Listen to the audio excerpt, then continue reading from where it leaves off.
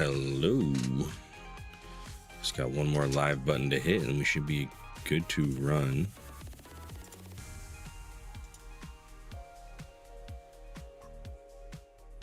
All right.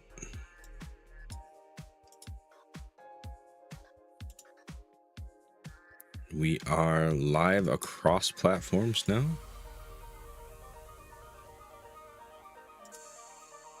Wonderful. Get some alerts going. Let's make sure that our bots are active here. All right, wonderful, wonderful.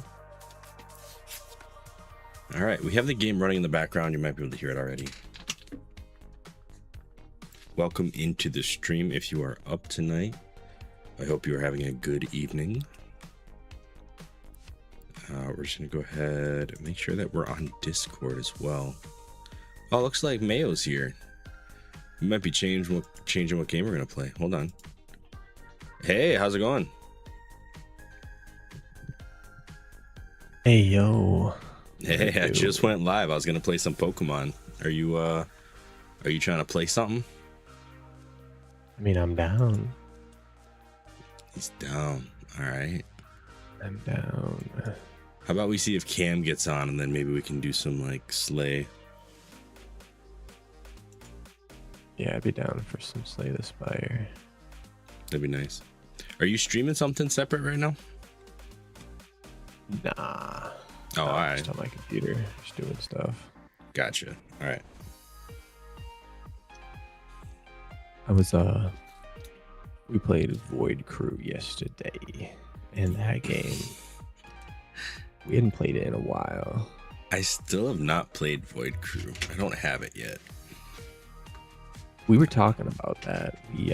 We played with a bunch of randos, which was like an accident. Cameron like turned the lobby public, and it was a great time. Okay. Like, it was a really great time, and there was like 5 of us. It was just phenomenal. And I was like, "Yo, Cam." So I added the one dude that was in one of the dudes that was in the lobby to Steam. Okay. So we could like play with him. But I was like, "Yo, it'd be sick if Fonz got it, wouldn't it?" We're like, "Yo." I appreciate the thought. I would need to wait a couple weeks though. Right now I'm tight on fun money. So, you know, with Splatoon Raiders coming in later this week, I'm kind of broke when it comes to fun money, but I do have all of these Pokemon packs still sitting around. So I'm gonna go ahead and open one of these. Speaking of fun money, anyway. You know I've been starting the streams out with like a pack rip. Mm-hmm. Yeah, that's what we're doing right now. You can hear all the nasty crinkles in the background. No, like, that's not nasty. That's prime ASMR. Some ASMR pack rips. People love those. Think so? Yeah, you ever watch those streams where they like just do rips all night? I camera, haven't like, seen really this. close. I haven't watched streams doing that, but I have seen a lot of like shorts and stuff of people opening packs. Got a pretty clean rip on that. We can make a pin out of that for sure. All right.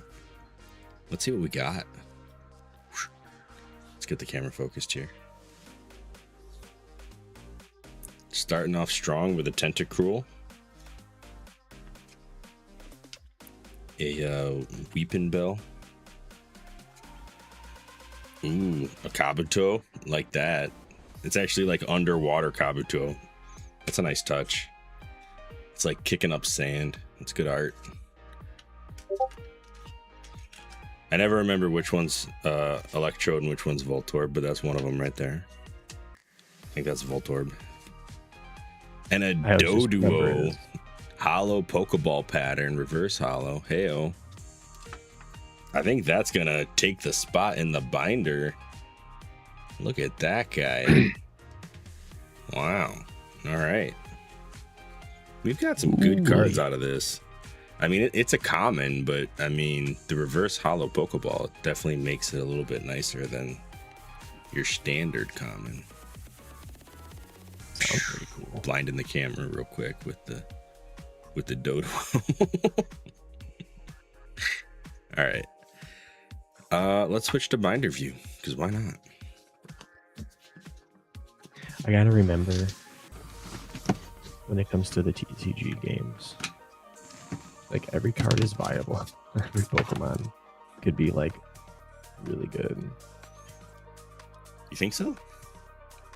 Well, just because like it's different. Like it's not like the Pokemon games, like the stats. Oh stuff. yeah, it's not like the video game like, at all. Yeah. Dodo can have like a crazy awesome Got move. some nasty glare. Or something. It could. Usually their moves aren't that nasty, but there are some really good like utility Pokemon too, like Dunsparce and Dunsparce right now create like if you just put down Dunsparce turn 1 and turn 2 put down the Dunsparce, it has an active ability that he gets shuffled back into the deck, but you get to draw 3 cards. So he just becomes like a deck accelerator. So just a quick draw. Yeah. So I mean, not great for combat. There's a lot of Pokemon like that aren't great for combat, but are really good for utility. All right. So I just went back to this room view and forgot to actually turn on all of my lighting. So let's do some of that. For this particular part of the night, we don't want the crazy lights. There we go. All right, binder time. So if I had to guess, let's say the order of these guys, something like that. Voltorb is actually like number 100, so he's actually a little bit later in the crowd here. I think we have a victory bell, or not a victory bell, a weeping bell in here somewhere. But we'll do a comparison to see if we like the new one better. Nah, the classic weeping bell is actually pretty nice. It's got some like, that was this colored pencil art or what, but it's got the little drooly drip. Whereas I like the classic ones. I like that style that they had. Yeah, this new one's like cell shaded, watercolor, and it's like just not, it doesn't have the same vibe. I'm gonna go ahead and say the classic wins. Tentacruel likewise. I mean, look at this. Look at this artwork. And then the new one, it's nice. I like the symmetry of it. It's doing a lot there. It's just a little too digital for me, I feel like. I'm gonna go ahead and put that to the side. Yeah, here's the Voltorb. Right there. We've already made this choice once. We have another Voltorb, which means that this guy is now at risk of becoming a pin. We might be cutting him out and making him into a pin because he's a duplicate now. Wow, that was a loud snap. What's up? Get him out of here. Voltorb would make a pretty nice pin, not gonna lie. I mean, he's already in that shape, so got a good start. He is already in that shape. All right, so I passed by apparently the Kabuto and the Doduo. All right, so here's the struggle I'm gonna have here. This Doduo is like running through the desert, and the art matches the Dodrio. It's the same artist that did both of them, and it's really nice.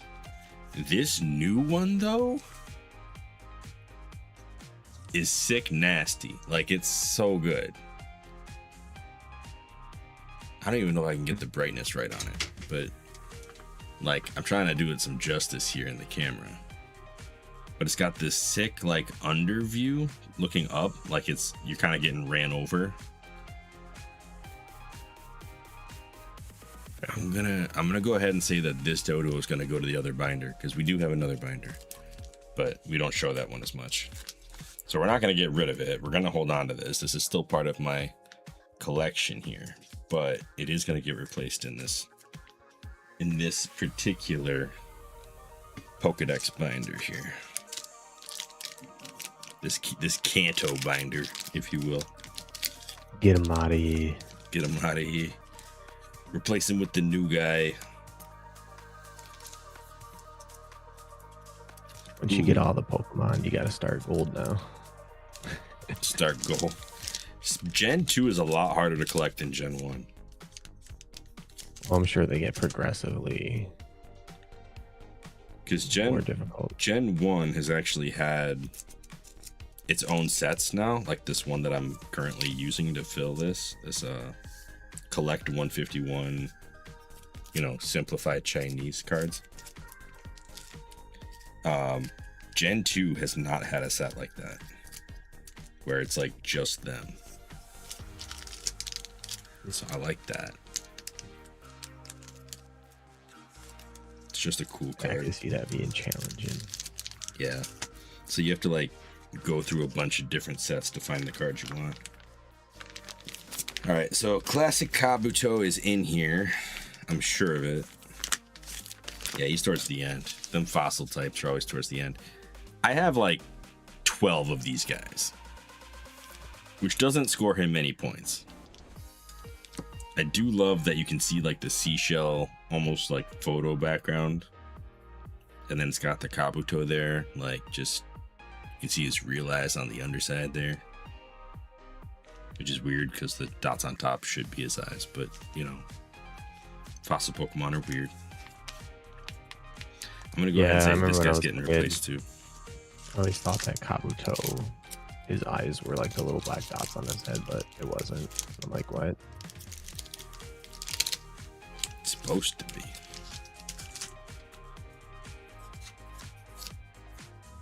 Maybe not. Who knows? Did Cam respond to the chutzpah? Honestly.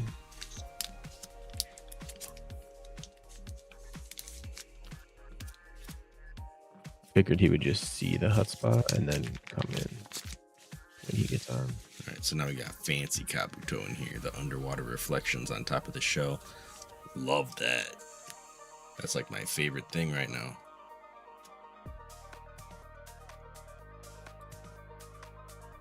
Look at this guy. It's a little out of focus still. I'm working with some 2014 camera technology. Don't judge me. It is autofocus, but it doesn't always like to autofocus. There we go.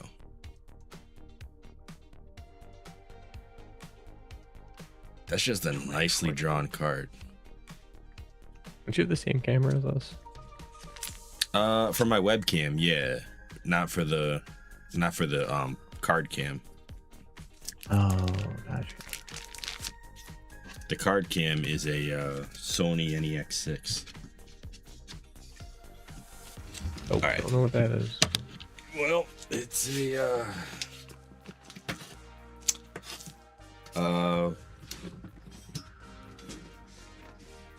it's a mirrorless camera, APS-C sensor. Oh, mirrorless is a pretty good type of camera. Yeah. All right. So now that that's over, let me check the Discords real quick.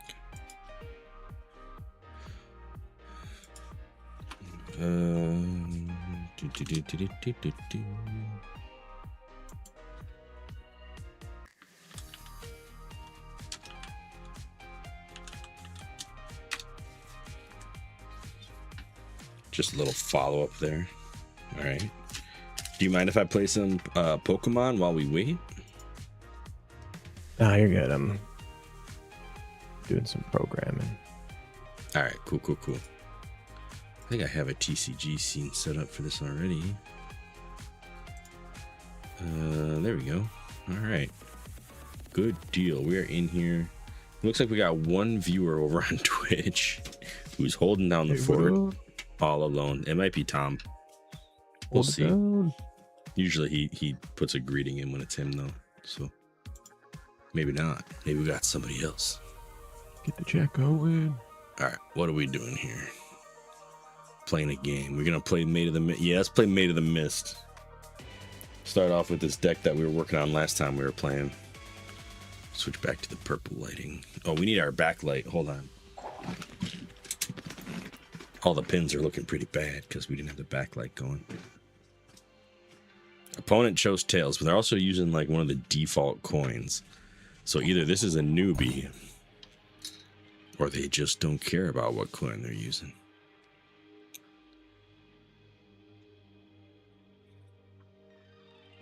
The possibilities.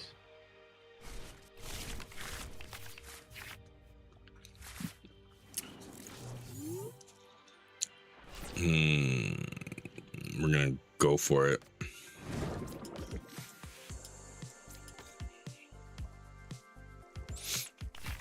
Three basic Pokemon in our opening hand, and they had to mulligan.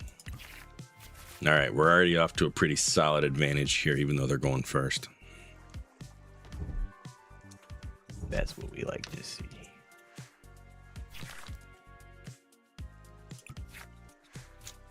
Oh, we're gonna be nasty. Oh no.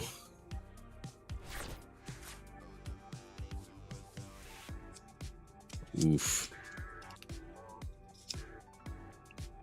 If they don't come home with more than what they have on the field right now, before we attack the first time, they're toast. Over that quick. Oh no, they got more. Never mind. They got more Pokemon out. They're doing pretty good for a first turn. All right. They got a nice supporter out too.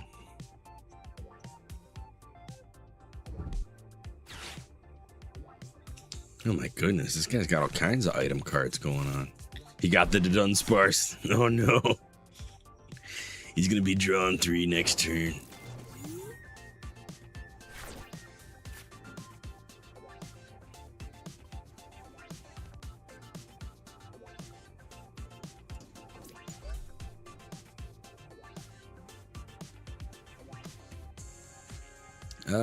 Should be Dawn or should be Lilies? I feel like we're gonna go ahead and Lilies. Whoa, we got a lot of energy and we got all our cards back. All right. That was a solid play. Go ahead and end our turn there. You have Pokemon with attacks or abilities that can be used. Are you sure you don't want to? Yes, I'm sure.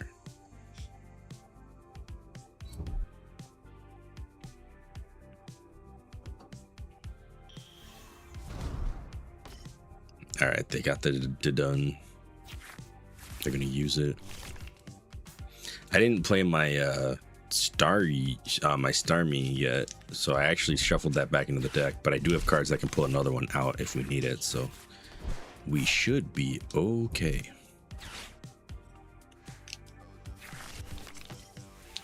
They pulled out a double Dunsparce. No. No. Not the double Dunsparce. They can't evolve them because they just played them, which means that we're still good. They did just pull the Dunsparces out of their deck though. All right, our turn. Now I know they have the guy that's meant for messing us up. We're gonna go ahead and don this one. Pull out a Lapras and our Starmie.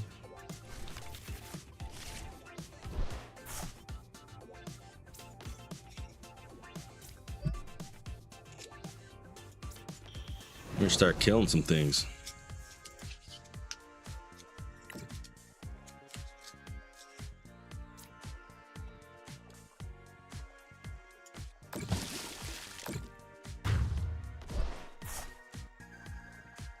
Good first start to the stream, I take it. Good first game so far. I mean, we're doing all right. He put the damaged one out?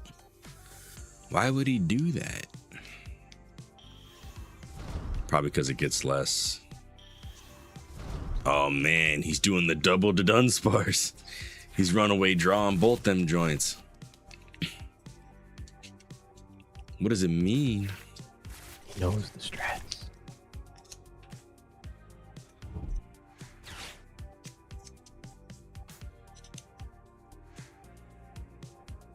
Wow.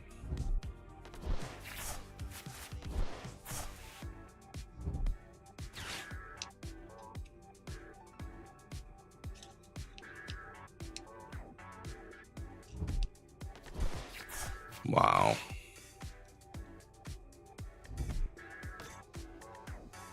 Discarding a whole lot of cards. They only have 5 Pokemon in there though, so the Vengeful Anchor. Nope, 4 or more Pokemon that have hide and seek. It does 104. Wow, they can do 170 damage. That's disgusting. Looks like they're short on energy though. I haven't seen them play another energy yet.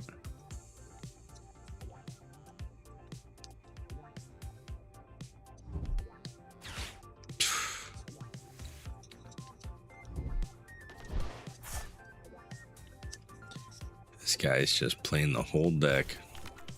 He's already down to 24 cards in his deck. I'm at 38. What happens when you get to 0? You lose.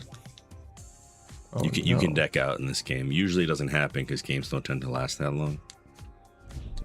But I did it to myself once, partly out of curiosity because I wanted to see if it was a thing, and it was. I decked out. Gotta keep them cards precious. Is it my turn yet? There we go. Way to be.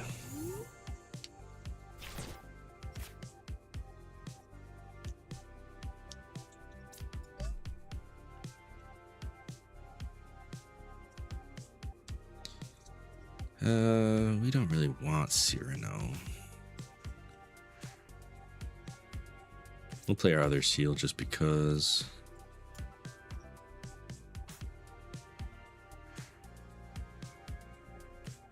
Can discard 2 cards to draw a card. Nah, we'll just do a Lilies, because why not? Oh, incredible. Incredible pulls. It's incredible. What's a Lilies? So it's called Lily's Determination. Shuffle your hand into your deck, then draw 6 cards. If you have exactly 6 prize cards remaining, draw 8 cards instead. So if you're just starting the game, it does 8 cards, but once you get into the game a little bit, it does only 6 cards after that. That's pretty cool. I killed the Shuppet.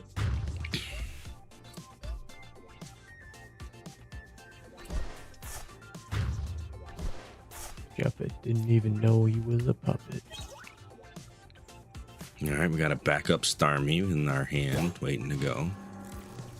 They can hit me with another Vengeful Anchor, but I don't know if it's gonna save them.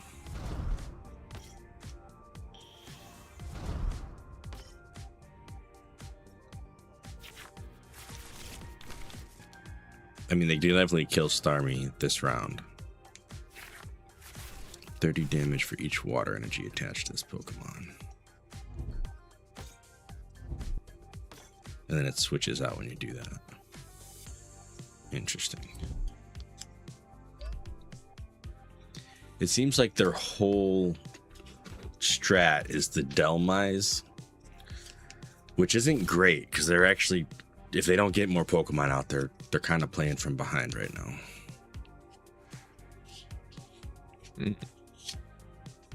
If they kill Mega Starmie, they're gonna get 3 prize cards, and that'd be good for them. Yeah, it's an anchor looking Pokemon. Yeah, I thought so. Actually, think I used him in my party in, I believe it was X and Y. Nice.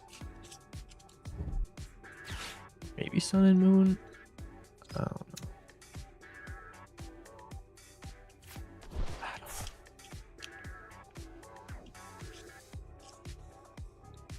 I lost my chutzpah Pokemon knowledge. Mm.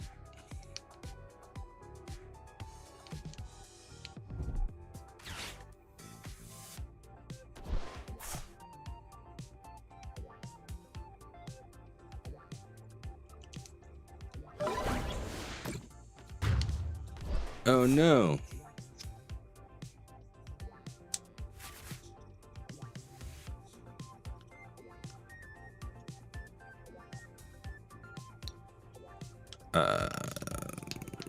We're gonna go ahead and say this guy.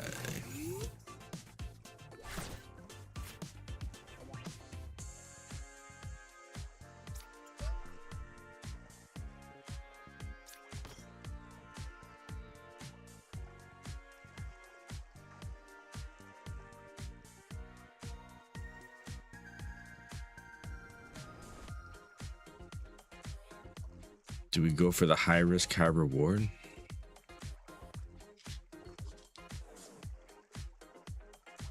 I feel like maybe we do.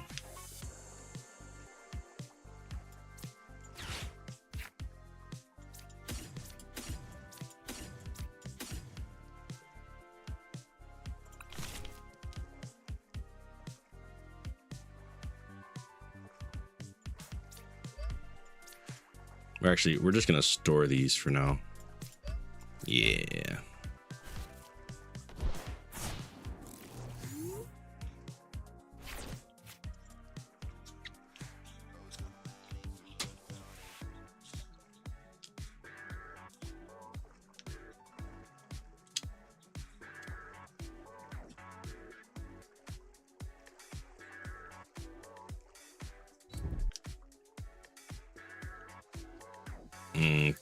They're all powered up and ready to start pegging away at stuff. Oof.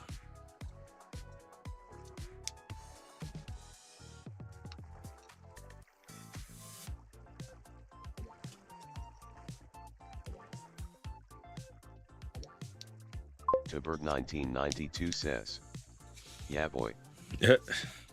Tom, how's it going? I do wonder if they're just gonna keep trying to spam Delmise. They might.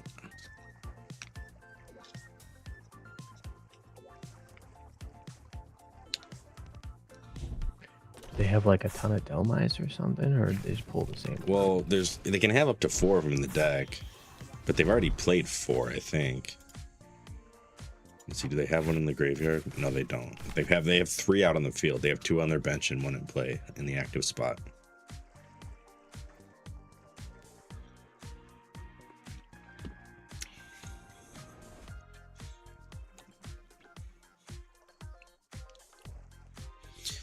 The good thing about their strategy is that Delmise is a basic Pokemon, and it's not an EX even, so they're easy to kill, but each one only gives you 1 prize card. And because they have what they need in their discard, he can do 170 damage with 1 hit. So it's like a cheap cannon, basically. Like, I have a lot of things that can kill them, but if they can take out enough of my stuff first, then they can get their prize cards first. So I gotta like be careful about how I handle this.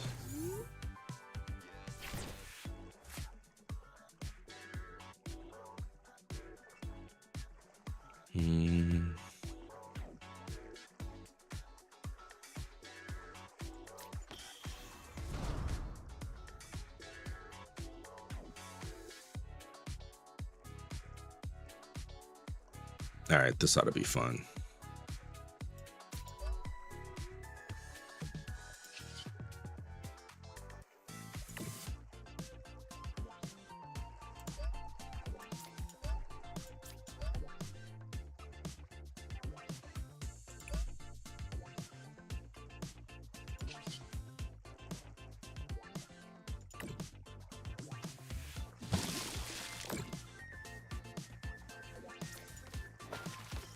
The Dugong and Lapras combination is so nasty.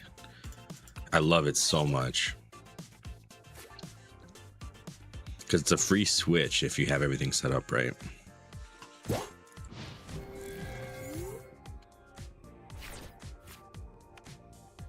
He's trying to preserve, which is a weird choice.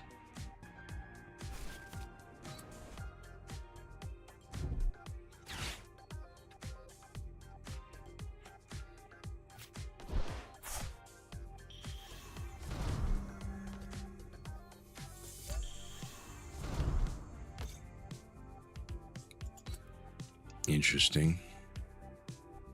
It's not a bad move.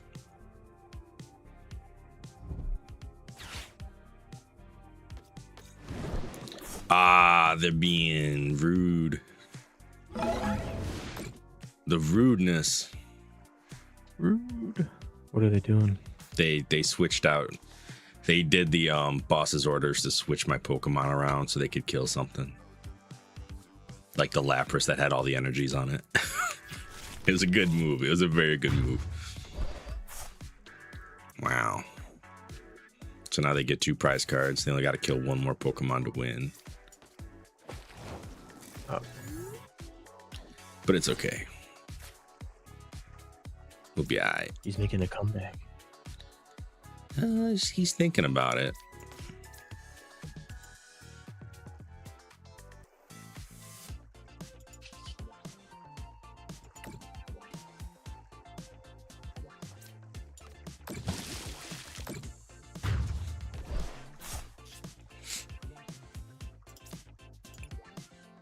It's 2-1.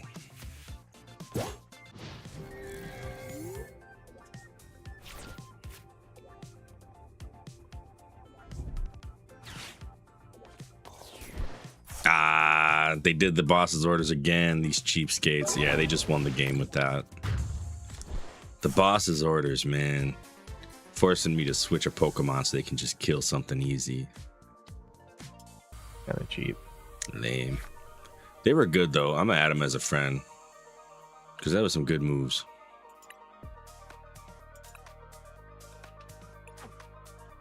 Still no Cam, huh? Nah, he probably tucked in early. Lame. I do like this deck, though. Let's see what we got. A Primarina. Alright, little pack opening here for Mantis. Relicanth, Annihilate. Anything good? A Banette. Okay. Brion. A Shadow Energy. Alright, so lame. Kind of lame.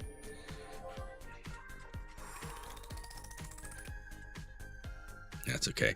Part of the problem is I don't actually like the Pitch Black set, if I'm being honest. So working towards getting more of those packs isn't the most exciting thing all the time. Like, it's alright. Was it Pitch Black? That deck just ghosts.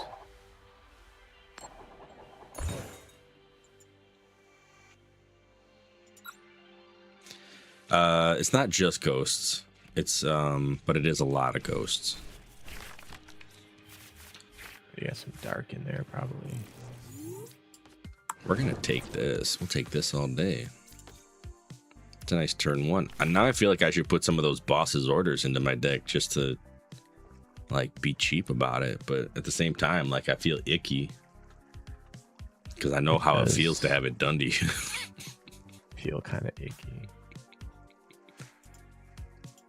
It's definitely a Team Rocket agent kind of deal on the thing.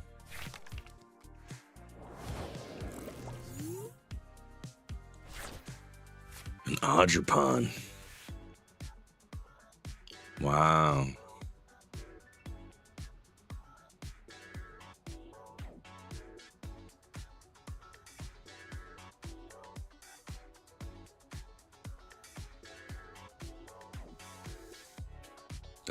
Okay.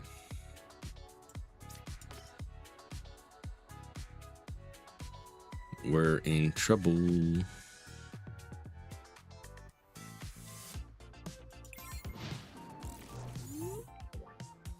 should be alright. Prevent all damage done to this Pokemon by attacks. Wait, what now? As long as it's in your bench, prevent all damage. Okay. So if this Pokemon was bench, which it's not.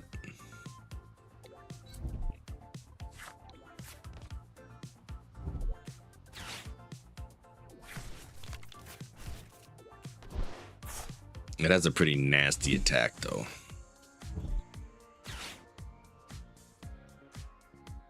We gotta try to knock it out before it does too much.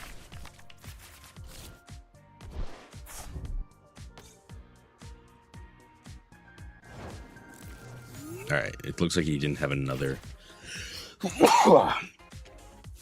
another energy card.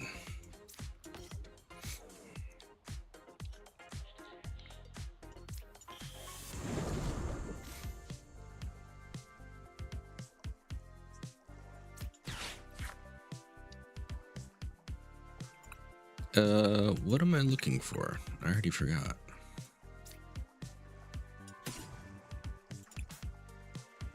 We'll grab these two.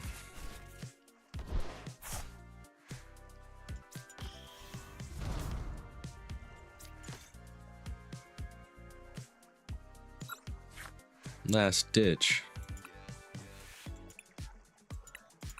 We'll grab a Misty. Good old Misty. Which means we're not playing a Lilies this turn, and we don't have energies. Oh no! No energies! We might get hit for something good.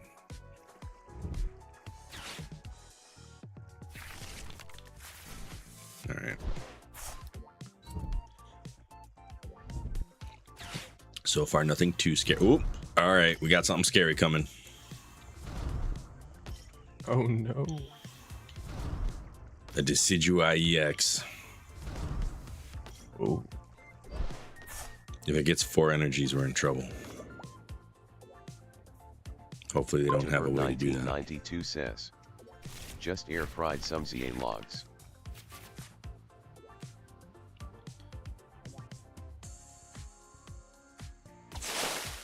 A Vivillon that just makes you shuffle your hand into your deck and then draw 4 cards once a turn. Like, what in the world?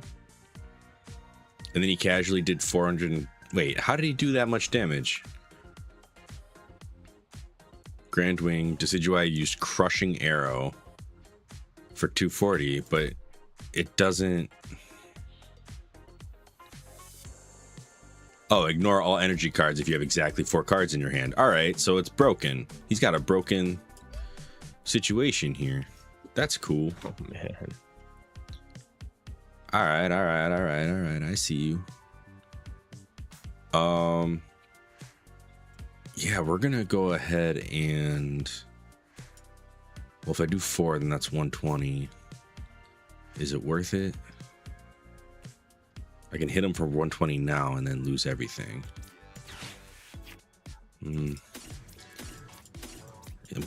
Either way, I'm losing Starmie next turn.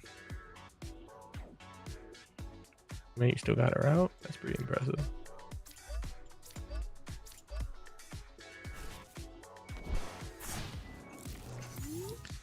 A Decidueye Vivillon. This deck I'm playing against is nasty. That's a really good combo. That whole, like, as long as they have exactly 4 cards, and then the Vivillon that's like, hey, yo, they have 4 cards. Go ahead and ignore all the energy cost and just get a 240 attack for nothing. Pavilion OP. In this particular instance, yeah, kind of. I remember, I don't know who it was that I fought, but I remember in Pokemon Black and White, I think it was, or no, it was X and Y. I had an entire party full of different colored pavilions because they had like 20 or so colors. Oh. They each had like a different move set of like, it was like one of them had like a stun build, poison, and like sleep, and then like just damage, and I had like different EVs on them. It was so dumb because they weren't the best.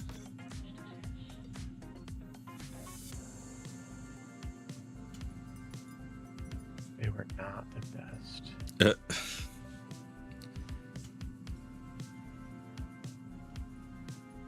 Trying to figure out how to make the best out of this situation. We're gonna grab just some stuff, I guess. We're on a pretty solid loss path right now.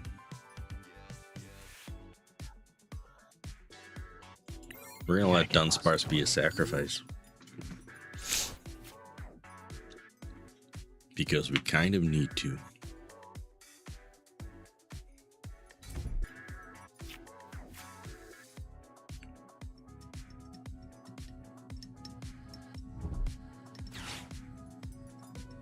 Oh, they're gonna kill my thing with the boss's orders again.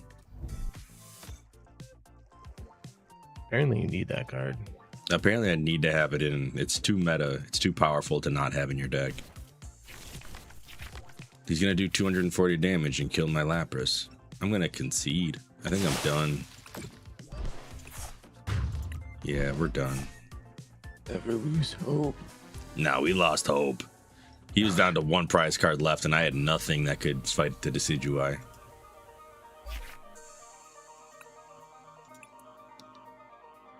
All right, deck. Let's go put some things in just to give everybody the annoyance of having their stuff switched on them.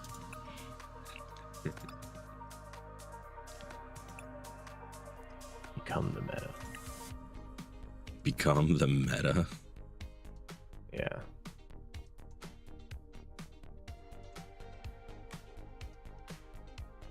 You can't beat him, join him.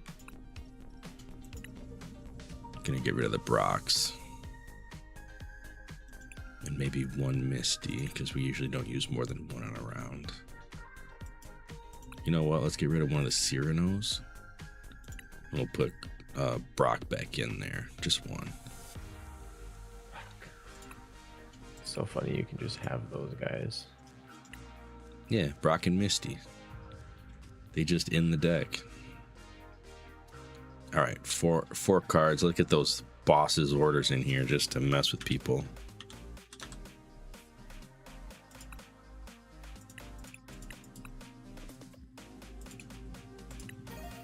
And the fancy looking one. Wait, can we get the fancy looking ones? What is happening here?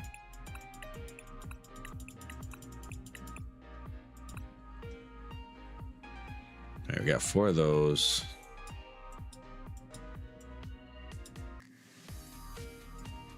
Wow, there have been a lot of different bosses' orders. I don't have any of like the shiny fancy ones.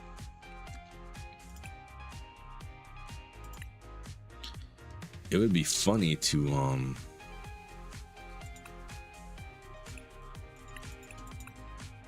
have ones that look different than what's currently here. Yeah, these ones. We're gonna put these ones in.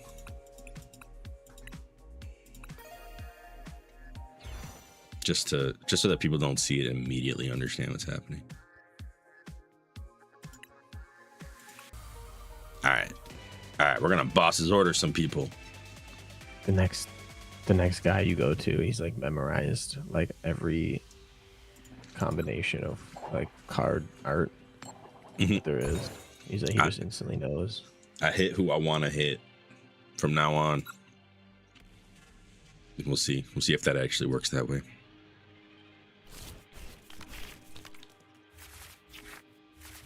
Wow, we got a pretty solid lineup here. We got 2 Starmies, 2 Mega Starmies setups in our opening hand. Each one with their own energy for firing the laser. It doesn't even matter if they switch them out. We're just gonna be firing lasers.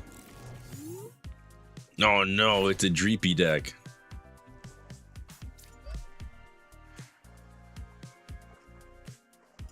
Oh, that sounds rough.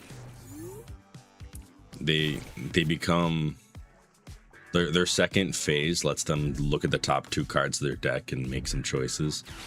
And when they get enough of these Dreepies out doing that, their turns just take forever. And for some reason, because they do the Buddy Poffin thing, they just always get all of them out and evolved.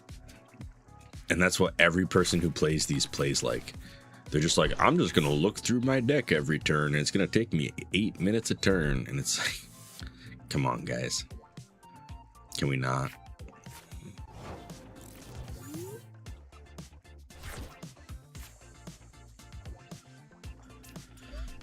Don't worry about me. I'm just going to go ahead and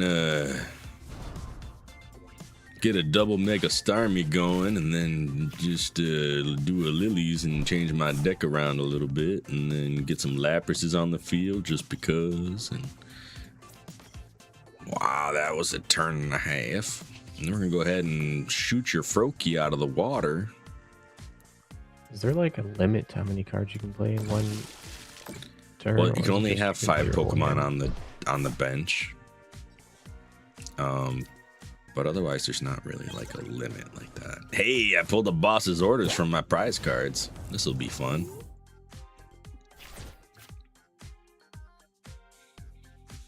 They still got a Froakie on the bench. I might take that one out next.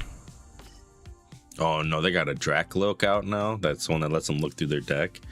If they pass their turn, that's the one I'm switching out.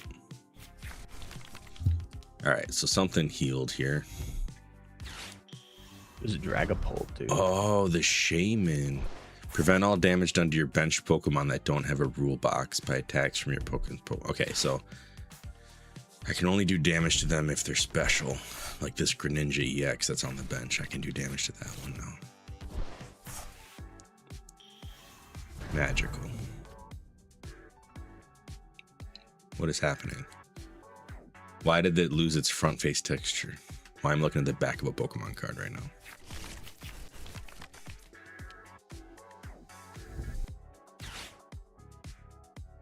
This is weird.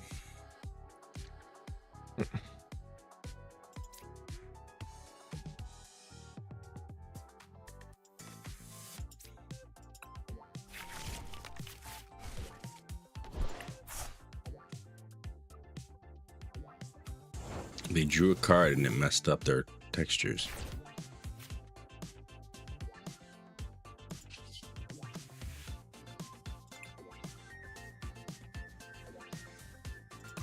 Yeah, we're not going to end our turn yet. Let's go ahead and start attaching some energies to some things.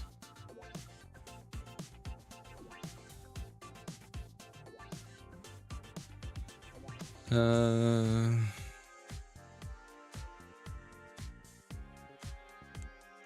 can do 120 to it, or I could just do 50 to it. That's fine.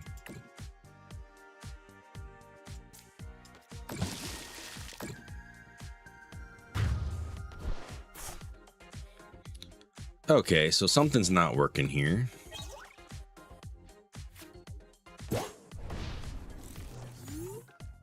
It says prevent damage to your bench Pokemon that don't have a rule box.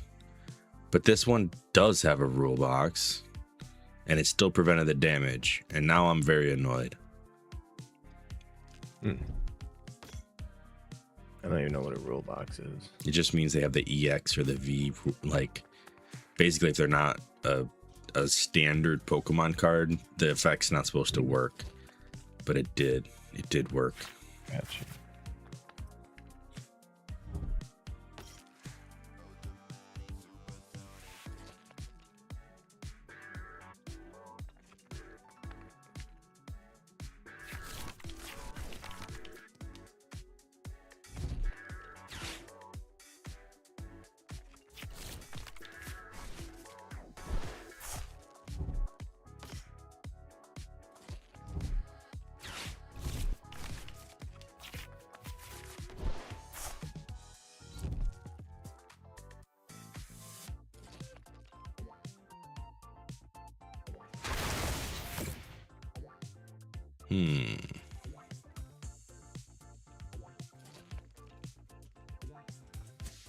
Get one more hit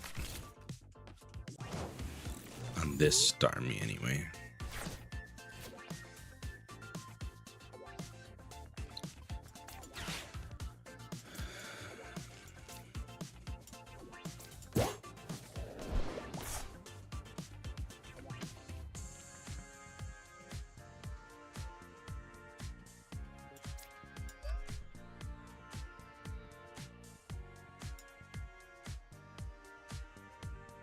Well,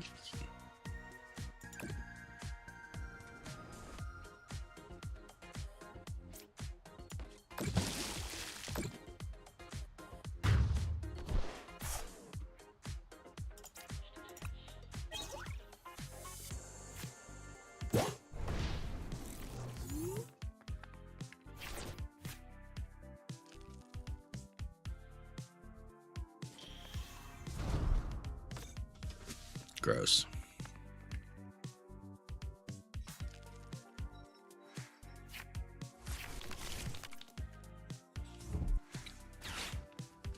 They're gonna look for the Shaman again. Well, actually, I think the Shaman is a 80 HP, so I don't think that's gonna work. They can't just pull it out of the deck like that. That they might be able to do.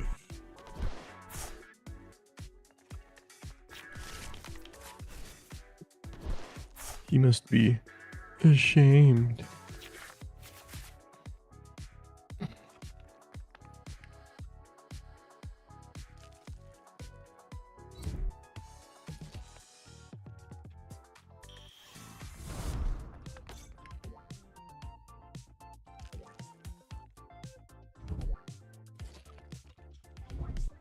I need that other boss's determination. Oh wow, they got all them cards in their hand. They just did a Lilies and shoveled them all back into the deck. That's wild. Because they definitely had all like the Greninjas that they needed, and they just shoveled them back in. That's a weird move. Okay. Advanced strats by unknown player. Right. I don't know.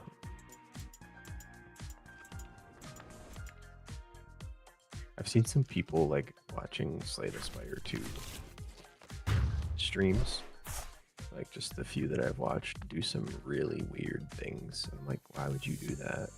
And then like get subsequently punished for it. Like attacking when the enemy has like 8 health left. Or sorry, doing like support and defense things when the enemy has like 8 health left. Like getting hit by the enemy. Like you could have just killed the enemy.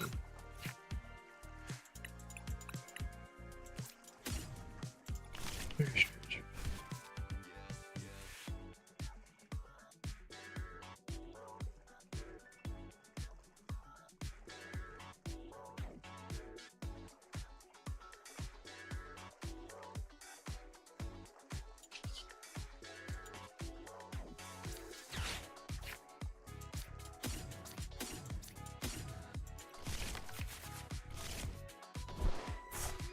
Okay, we got something going here.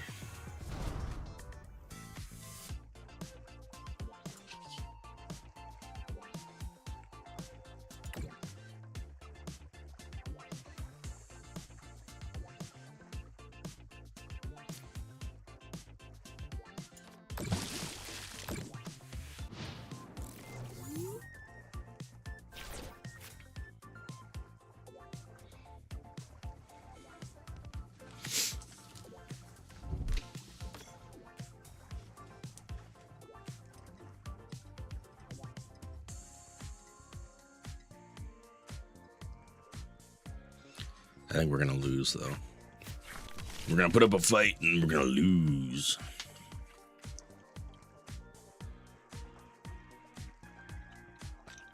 Just gotta pull a primetime boss's orders. I mean, I do have a good boss's orders here.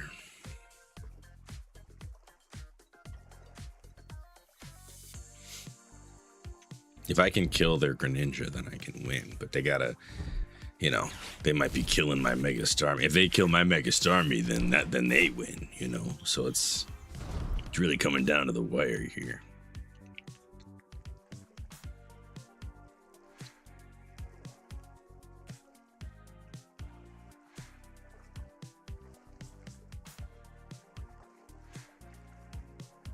They got another Mega Greninja in the wings. I'm wondering if they're gonna trade them out.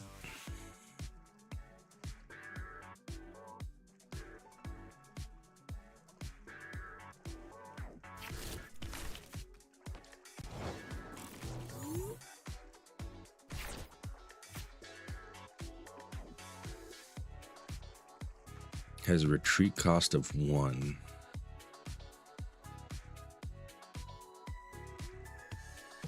All right, well, I didn't get what I needed, so this might be our last ditch effort right here.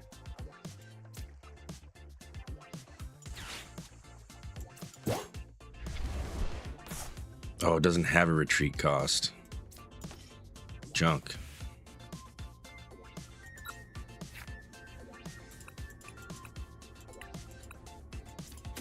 Yeah, we're toast.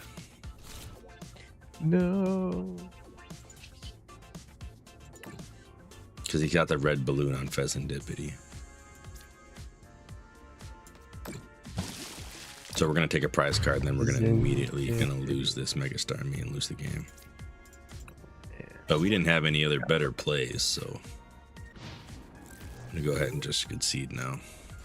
I can see the win. So if they did anything else, it would be silly. I don't want to go through all that.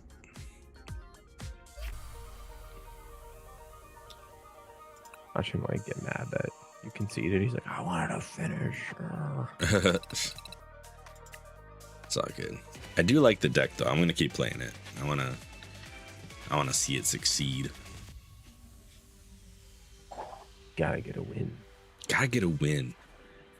It's such a good mechanic. I had somebody concede last time I was playing this game. Partly because their setup was taking too long, but it's fun. It's a fun deck to play.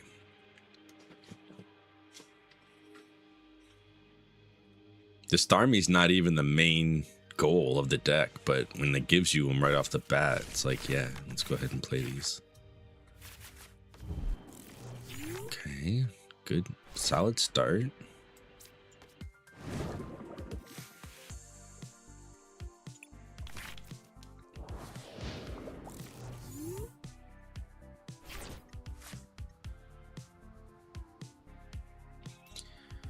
We're going to see if we can use Meowth to get Brock. And then use Brock to get a couple more basic Pokemon. Now we got another hide and seek deck. Lame. Another treaty. He's got a Poltergeist out there, though. If he doesn't play anything else. Okay, there we go. He played something.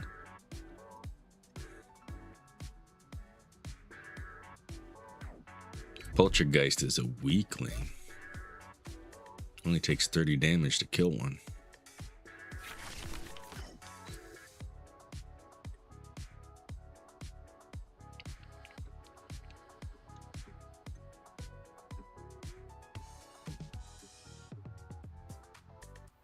Come on. Go ahead and end your turn.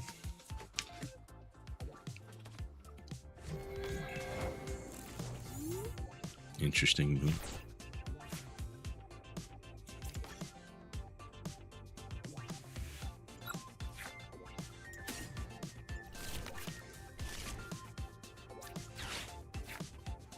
Rock scouting.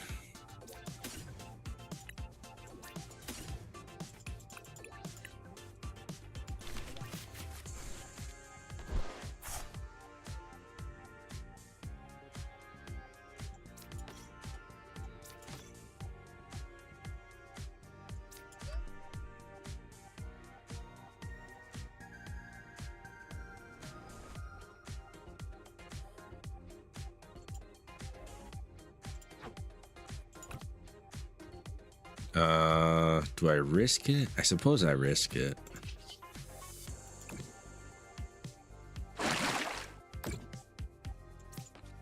go Dunsparce. Please don't kill my Dunsparce. He's just there to draw cards for me.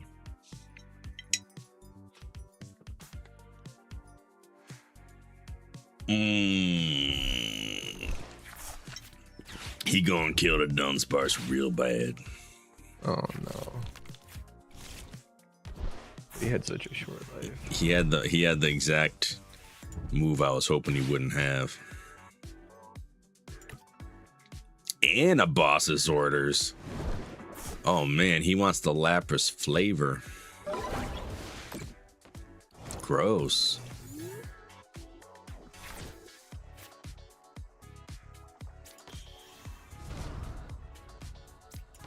He's coming for the win out the gate. He's hungry for it. Trying, I guess.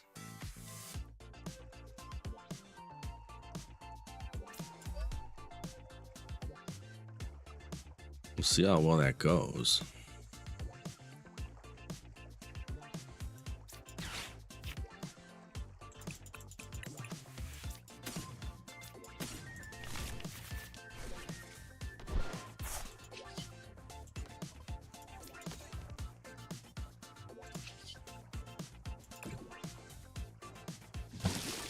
If he has another boss's orders, I'm going to be so mad at this guy.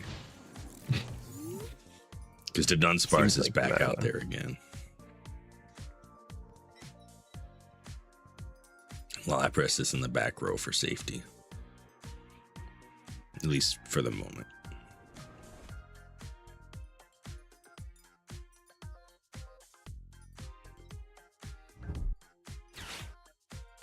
Another boss's orders. He's gonna kill the Dugong. Wow.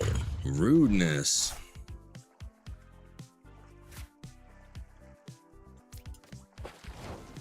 All right, sir. Here's what we're gonna do. I don't know how you got both your boss's orders right away like that. Quite frankly, I'm not interested in this. He's modding. He's modding the game.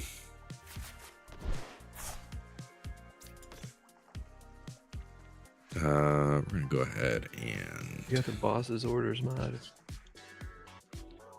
do a little runaway draw here with our Dunsparce. Ooh. We got some boss's orders now. Let's get our other Lapras on the field.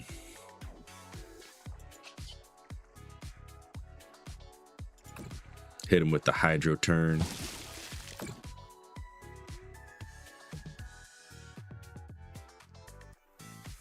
Yeah, whatever, we'll throw Mega Starmie out there just to really throw it in his face. All right. Hey, another Dunsparce. Just what we needed. He's got 3 cards in his hand. One of them's a Pokepad. That's fair.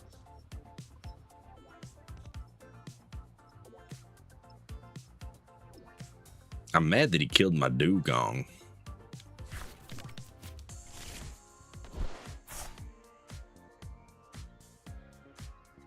That's not nice. You're gonna sacrifice 2 cards. Okay, to draw a card.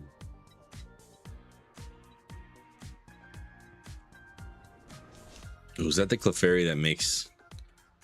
No, yeah, Fairy Zone. Weakness of your opponent's dragon types is now Psychic, which is such a weird, specific use case.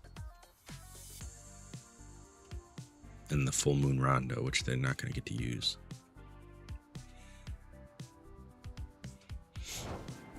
Oh, it's my turn. I think they're stuck on cards.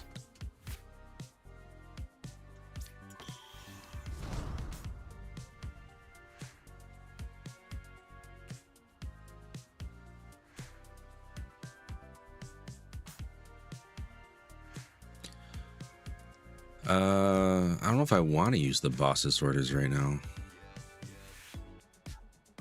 We're gonna do some setup.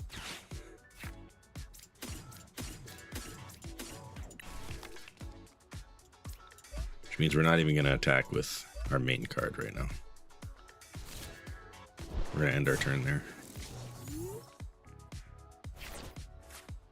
Is there type advantages in that game? Mm-hmm. Not nearly as many as with the video game, but there is like a system of type advantages. This Sinistra has a 1 cost. It was like different.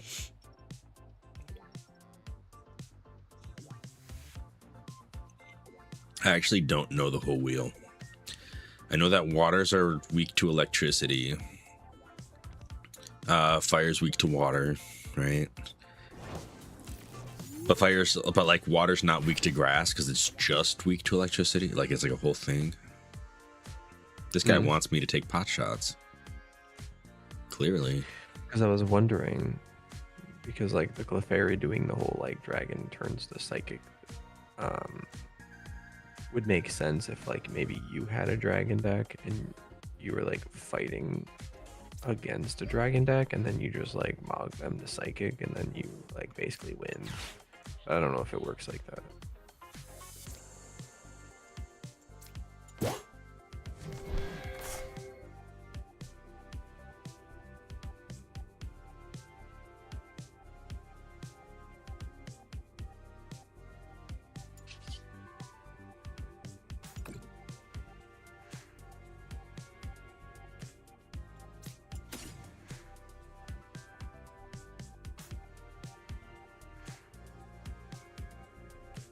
Yeah, we'll do those two. Oh boy, that was effective.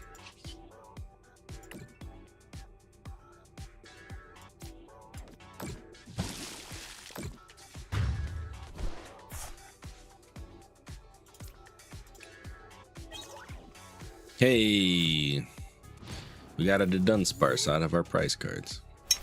That's fun. Uh-oh. The Latias. Anyone can just kind of run away now. No retreat costs.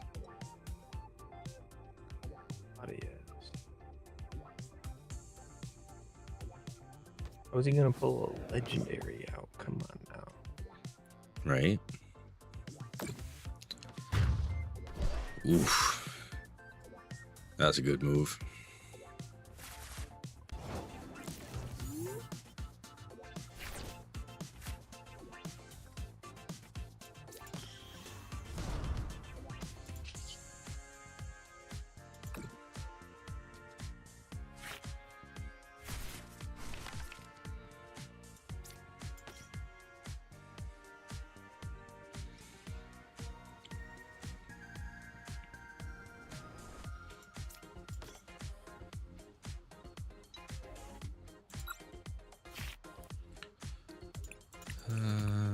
Ooh, we don't actually have a Brock in the deck. All right.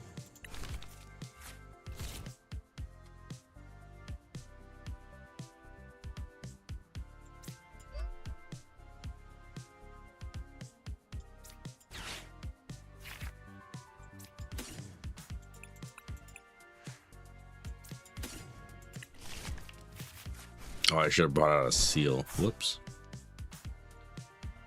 That's okay.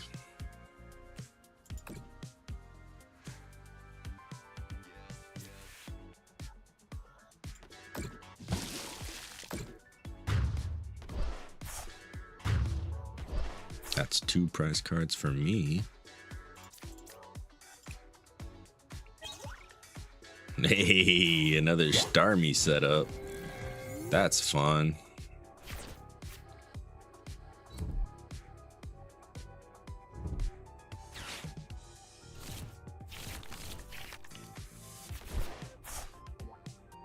Oh, the red card treatment. That's okay. 1 fewer prize card. Okay, interesting. Got a Badoop. Was that Cam? Nah, he's got to be up early tomorrow. All right. If he hits me with 1 more of those, I'm in trouble.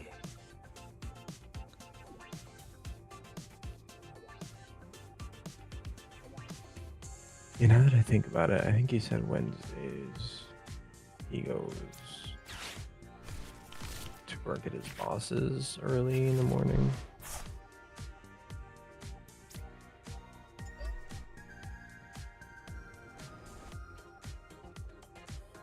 Gotcha.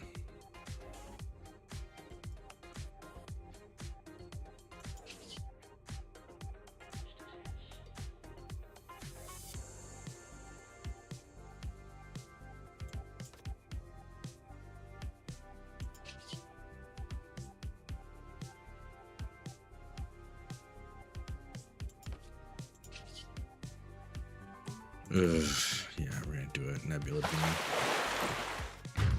We're not gonna get any prize cards for that though.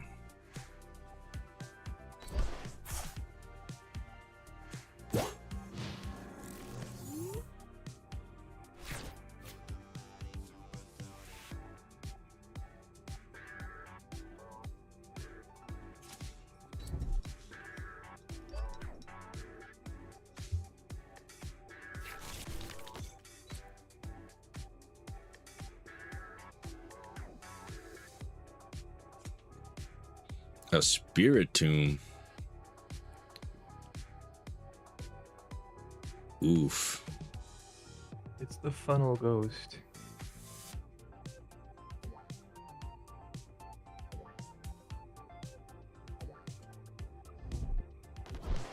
He might be able to win with Spirit Tomb. Except I think he already played his one energy for this turn.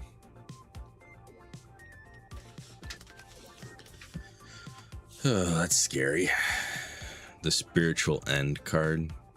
I only need 2 prize cards, so if he doesn't kill my card this turn, I should be able to just Nebula Beam this Latias and win.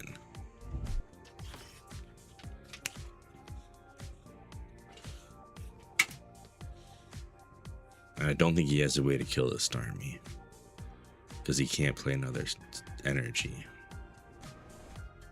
So I think I just barely got this. Do it. Gonna win for the night. Yeah, opponent conceded. Yay! He saw it too. Gonna add friend because that was a good match.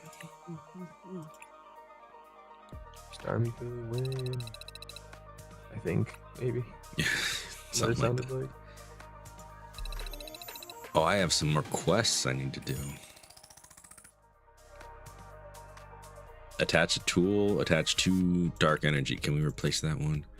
1 mega evolution into play. I can do that easy. That's easy. I need to put a tool in the deck though to play it.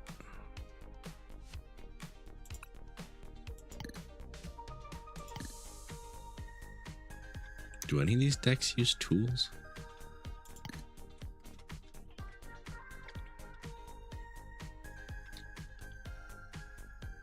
This one uses a tool. The Power Glass. Let's give it a try. I don't actually like this deck that much, but we're gonna give it a shot just to see if we can use a tool.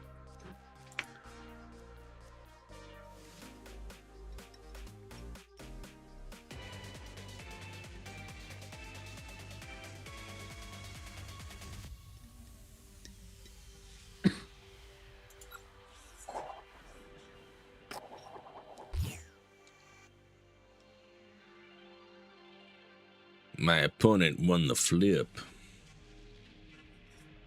Oh no. I was hoping this wouldn't happen.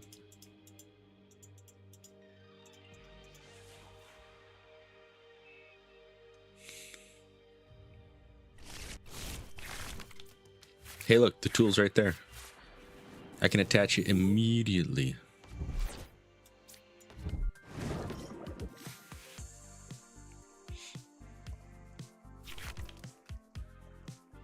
I have a whole different problem though. And that's that I don't have any energy cards or any of my cards that I need to actually pull things out of my deck. So this is going to be bad.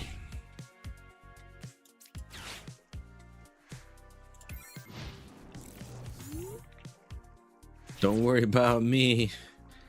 I didn't need any energies anyway.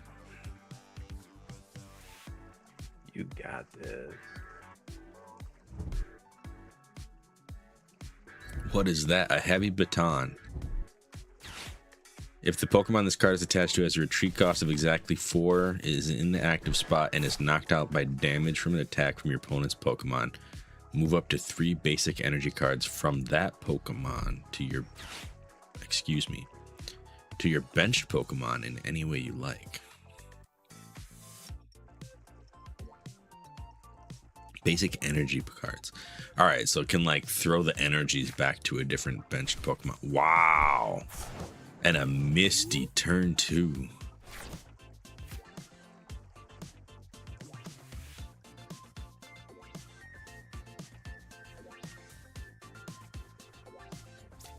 We still got no energies.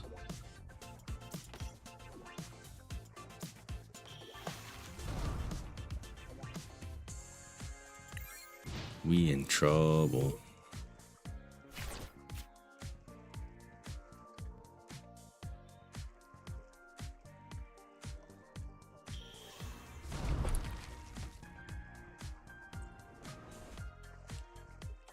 Oh my.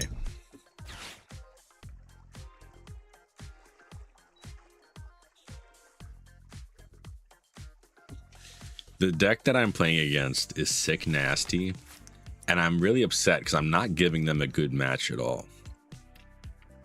Because I don't have a single energy. No. And they now have a fully charged Whalmer. Or Whalelord, actually. They evolved it. Whalelord. Yeah. So they're steamrolling you. They are right now. Well, maybe a boss's orders will fix it. It super won't. Oh. Okay. Like we're actually kind of toast. All right, we got a Lily's Determination. That might save us.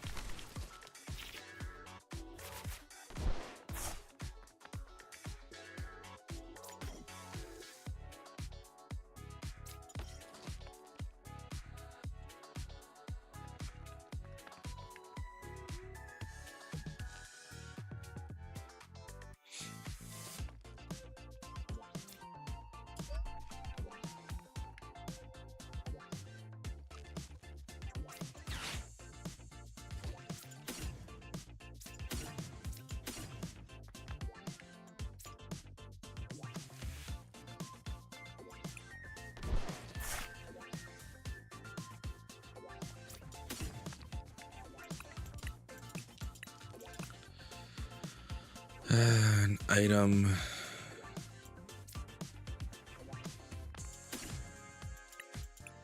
In a stadium.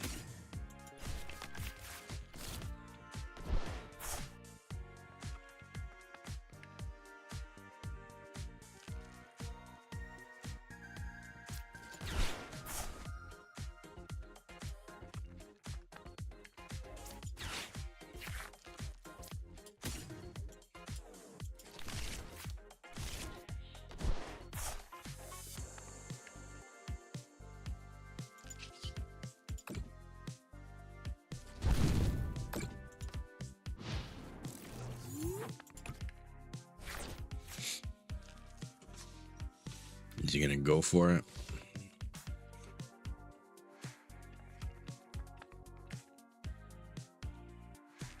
Oh, I might use the Adrena Brain.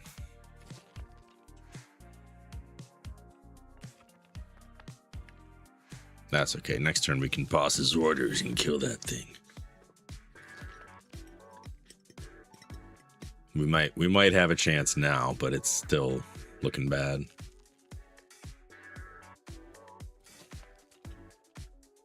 It's a Whalelord Monkey Dory deck. Whalelord's the tank, just takes a bunch of damage, and then Monkey Dories throw that damage back at your opponent's team. What is a Monkey Dory? It is a like dark psychic monkey thing. Yes, it's a Pokemon. Man, I ain't never heard of that. Ain't nobody heard of the Monkey Dory, man. Nice.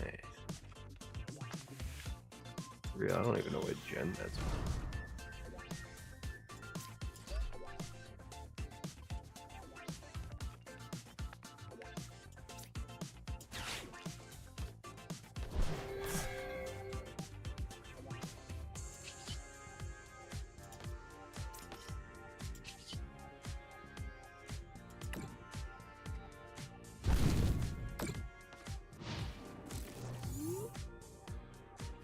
Oh no, it didn't do enough damage. Junk.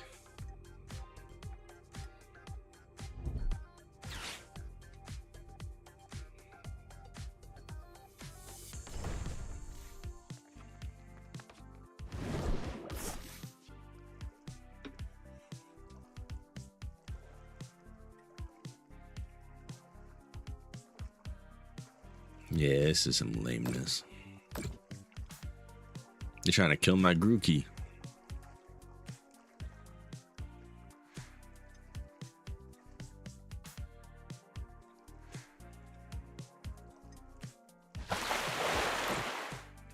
Gross.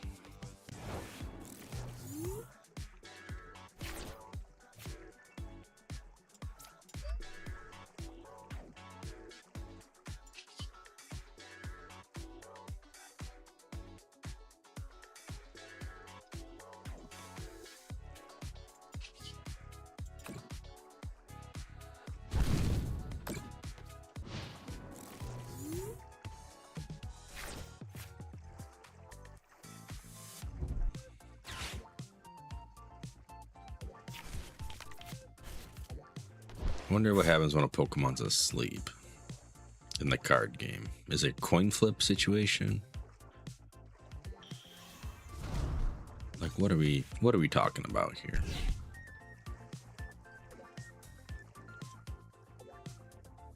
I don't know. I don't even think you could have status effects in that game.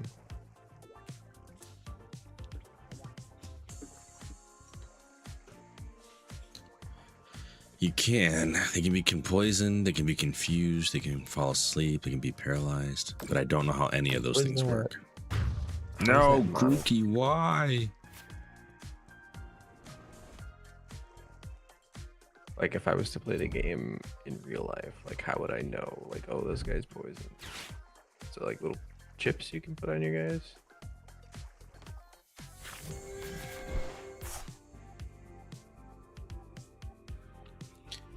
Yeah, I don't know. These are the important questions. I mean, they go back to their bench, they're automatically healed from things, so.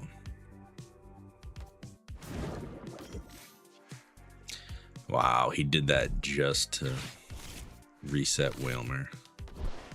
That's a good move. Falling down was overkill. Definitely didn't need to do that.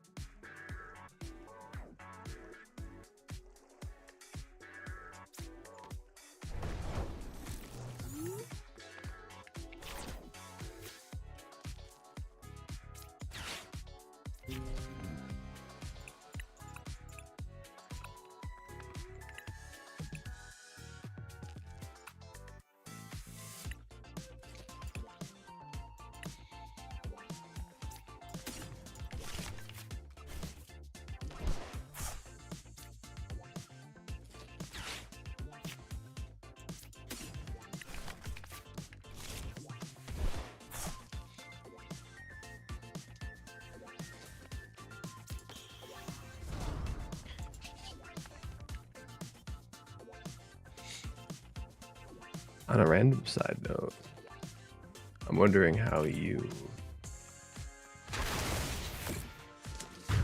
what you're kind of hoping for with the new Zelda, because Cam and I were talking about it last night. So, are you sort of hoping that they do like how do I word it? Like a sort of true to form game where it's like obviously updated graphics of like this era, but it's like true to form with like size of maps and stuff and stories pretty much the same, just like again like a remake, kind of like, you know, the 3D Ocarina of Time on the 3DS sort of thing? Or are you hoping they just go all in and make like a Tears of the Kingdom, like Hyrule sort of thing for this game? So I actually thought about this a little bit today, and I decided that if they do a 1-to-1 and it's just a glow up, I'm actually not going to be upset about that, because they haven't done that and it's overdue. Like, doing it at the 3DS was okay, and it was nice that they did that. There would definitely be something lacking if they did it again, and feeling like, wow, they really missed an opportunity to try to do something a little more creative. But at the same time, like, I wouldn't be hurt by it. Like, I think it makes sense. I already like playing the GameCube version over playing the actual N64 ports because it looks nicer. So if I get another like modernized version of the same game that just looks better, I'm not going to be upset about that. Like, I think that is fair. But I would prefer that they actually like expand the maps. Like, that's kind of my main thing. Like, I don't even care if the gameplay changes or any of the items change or anything like that, but I would like it if the maps were bigger or more detailed. Yeah. Full on Breath of the Wild, and I don't know if I need that. I don't know if I need like a million new side quests and busy work to do, but I would like, you know, characters to have names and you know, like more rooms, right, to look through and stuff. How it would work, because like obviously on the N64 they just needed to put like a imaginary plateau like around the map, and then like that acted as the barrier for your dude. But like that works only because the graphics of the N64 work for those barriers, like Kokiri Forest, for example. Like that was like the kind of thing they just did in like Twilight Princess and games like that. They just had that imaginary barrier. Like even in Wind Waker, they had trees as like a wall basically that you couldn't like look behind. But like again, those games were made like 20 something years ago. Yeah. So we were just chatting about like how they're gonna do all that plateau work if they stick to a not 1-to-1, but close as possible to that game as possible. Like it would drastically have to change environment wise, and I just don't know. Like I would imagine they'd have like sort of like Majora's Mask did, where like each area you go in, there's like a lead up area, kind of like when you go to Zora's Domain, there's like that lead up. It almost feels like they would have to expand. I don't know. It's interesting. I'm just like curious to see what they do, because yeah, modern graphics just aren't gonna make that look good. Right. Yeah, I don't know. I'm looking forward to it either way. Yeah, like I would hope they would, like I would personally want something super crazy and detailed, but knowing Nintendo, and Cameron and I both said this, like it's most likely gonna be as close to the original as possible.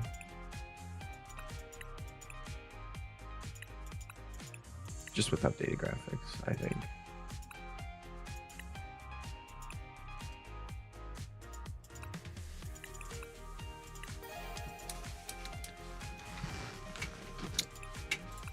Yeah, I think that's okay if that's what happens. Yeah.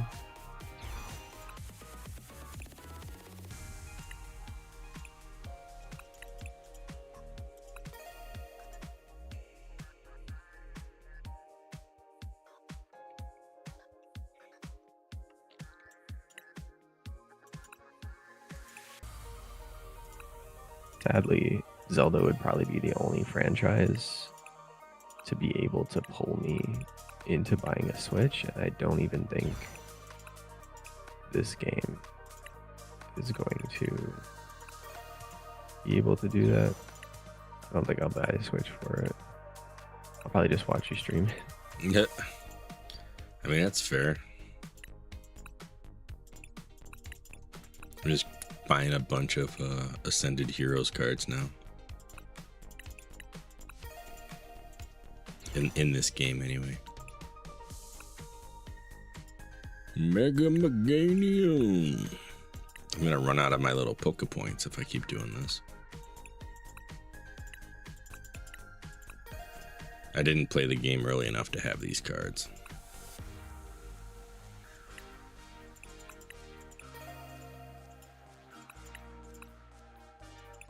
Oh, Beautifly.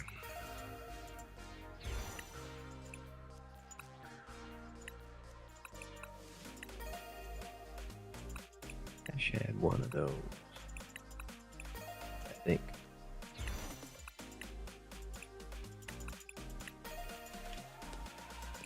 I wish I had more of a budget for Pokemon cards in real life. Playing digital is fun though.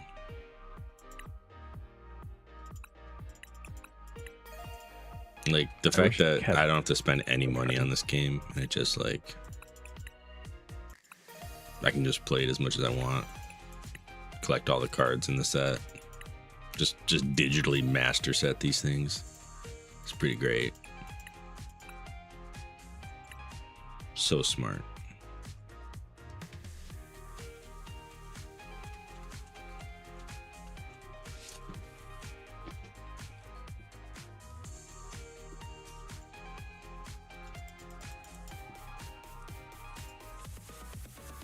I think I played TCG for a little bit on my phone. Okay. It's pretty fun.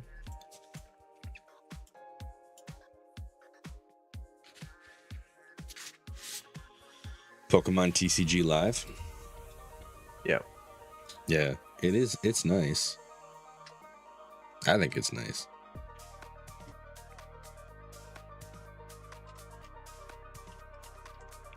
Pitch Black, I already have 163 out of 194 cards. The Mega Evolution lineup, I feel like started really strong and is kind of dwindling now. Well, they stopped it for a while. Right, but like the Mega Evolution set was nice, and the Ascended Heroes was really nice. I think Phantasmal Flames was really popular, but I don't actually know a lot of the cards in it. Like I know the Charizards, obviously, like that's kind of the main point of the fire thing, but I know it was like Charizard and Gengar, right? Were like, that's why it's Phantasmal Flames. And then Ascended Heroes was like Dragonite and some other good classics in there. Perfect Order, people just trash on because it's like not that many fun cards in it. And it was like Clefable and Lucario, I think, were like the main players. Chaos Rising was your Greninja. And what was the other one? The other big one, anyway, because Greninja was one of them.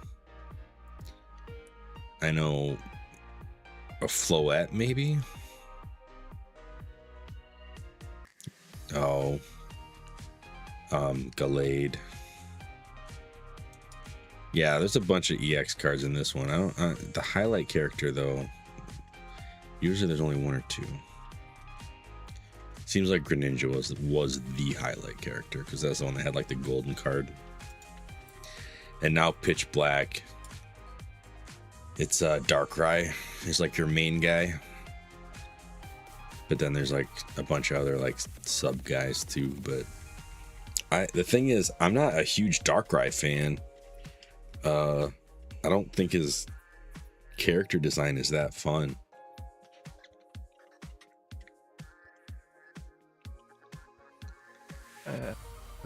Chandelure is like my favorite card in this set. And even that, people don't like it, but I think it's cool. Why don't people like Chandelure?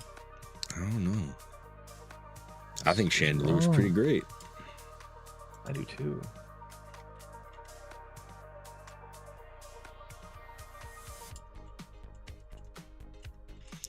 I thought there was a Gengar in this set too, but I could be wrong about that. There's an Annihilate. That's pretty fun.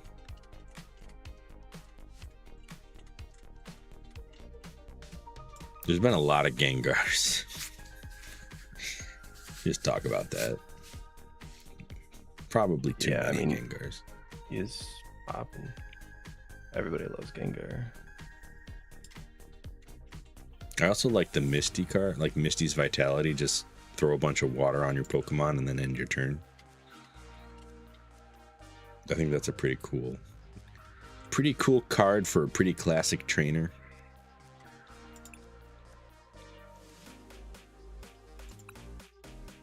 So that's cool.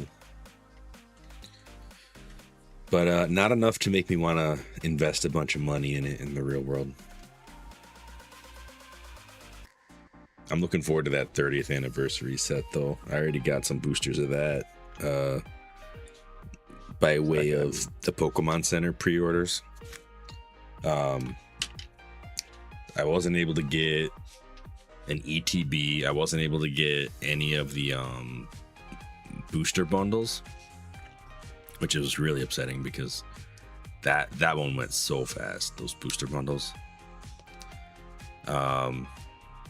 All I was able to get was the text sticker like bundles, and then so one of each of those, and then there was like a EV knockout pack, which was just 2 more boosters. So I got three items, and between the 3 of them there's only 8 booster packs, like within all the different sets, because they're packed in with other stuff.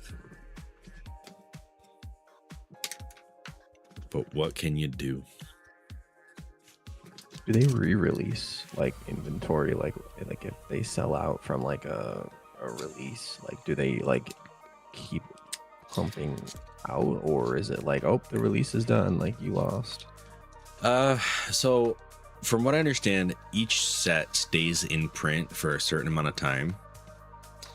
Like I don't know if Mega Evolution and Phantasmal Flames are still in print, but I think Ascended Heroes is still in print. So that still gets like there was actually tonight, there was a big Costco drop where they had a bunch of these, like they call them Focus Fighters premium boxes that were supposed to go live. I'm not a Sam's Club member. Sorry, Sam's Club, not Costco.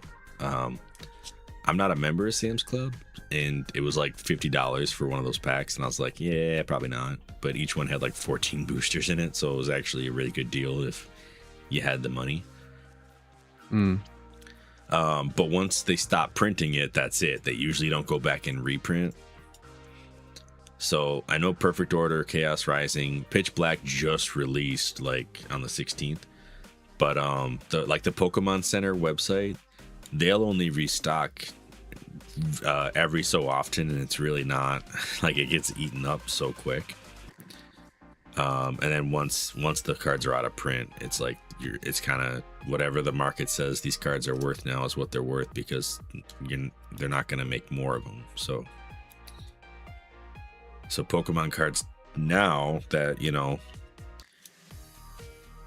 the market for them has gone crazy a few times, a lot of them are like super expensive. And even like the new stuff, like Pitch Black, I guess, is people, like a lot of people have the same opinion I do, which is I'm not that excited about the cards in this set. So like even scalpers are having a harder time trying to sell them for as high as they normally do. So the price of these sets, even in the aftermarket, is coming down a little bit, which is nice, but I'm still not going to buy them because I still just don't care that much about this set. Yeah. So I bought 1 pack of Pitch Black because it had the Chandelure art on the pack, and I wanted to make a pin out of it. And then I bought that pack of like that variety pack from Korea, like a Korean set, but it had like 3 boosters from a bunch of different sets, because again, pin art. And that one, they sent me the whole set, and they sent me a like 1, 5-card Korean pack of Abyss Eye, which is basically the Korean version of Pitch Black. I think Korea and Japan, I think both call it Abyss Eye. But yeah, so I do have exactly 2 boosters, one in English and one in Korean of the Pitch Black set that eventually will get opened. But I didn't really I'm not after this set for any real amount. I'm really just holding out for that 30th and for my 150 project that I'm still working on. Take it or leave it on the other one. Yeah. The thing is, like, I've been through the Pokemon craze before. You know what I mean? Like, we all did it in the 90s. Like, we've been there. We've all been like, oh, these cards are going to be worth so much someday. And then, you know, we went to high school and didn't think about it at all. And most of us threw out our cards or just didn't care about them enough to take care of them. And so now, if you did have a binder that sat around for decades, you might have something that's worth a little bit of money, but it's not going to be like your retirement or anything. Unless you got a binder full of Charizards. Well, yeah, that too. If you were like one of the rich kids in the 90s and then you still took care of everything, like, yeah, you could be sitting pretty right now. Them Charizards, those classic Charizards and Pikachus. That wasn't my situation though. I don't have any first editions. I don't have any hollow Charizards or anything. So, you know, I'm like, that's why I started by collecting the 151s, because I'm like, I just want to finish the binder that I had when I was a kid. And then from there, you know, if there's a modern set that I really like the Pokemon in, great, I'll go for it. But the truth is, I'm never gonna go to a tournament. Like, I'm never gonna go play Pokemon in real life with somebody. Like, unless my kids get into it, there's really no reason for me to invest heavily on physical cards that are modern. Like, I'm not gonna try to master set any of these, you know.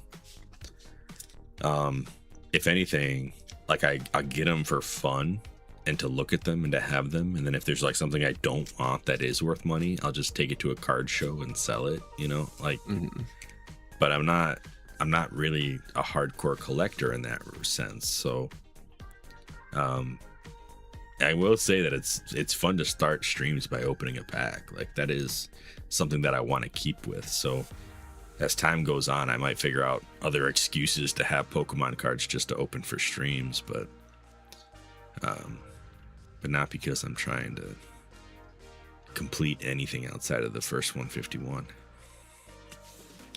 Maybe I'll get a bug. Maybe 151 gets done, and then I'm like, you know what? Let's do Johto next, and then suddenly I'm like, you know, buying packs specifically trying to chase down certain Pokemon, but I think that would be way too complicated, and I don't actually feel excited about that idea.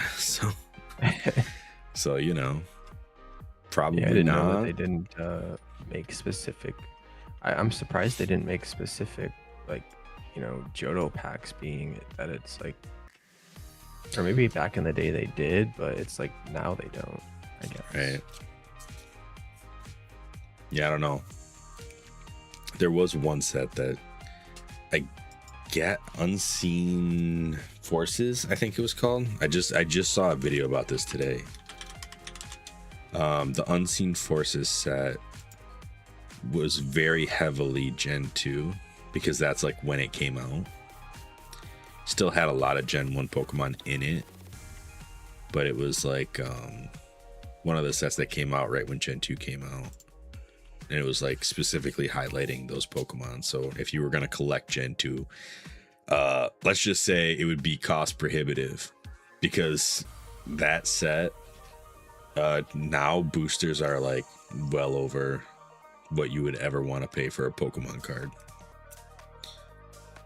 So unless you're buying singles, I guess, but even that sounds challenging.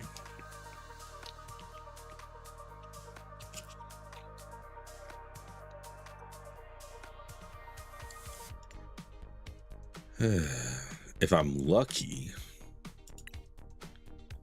I'll pull one of these, a Ho-Oh, out of the I think I have 3 Chaos Rising boosters.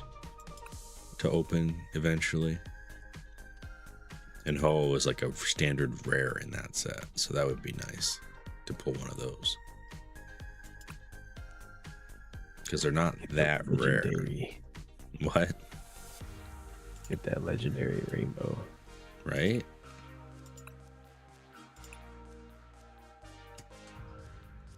That'd be nice.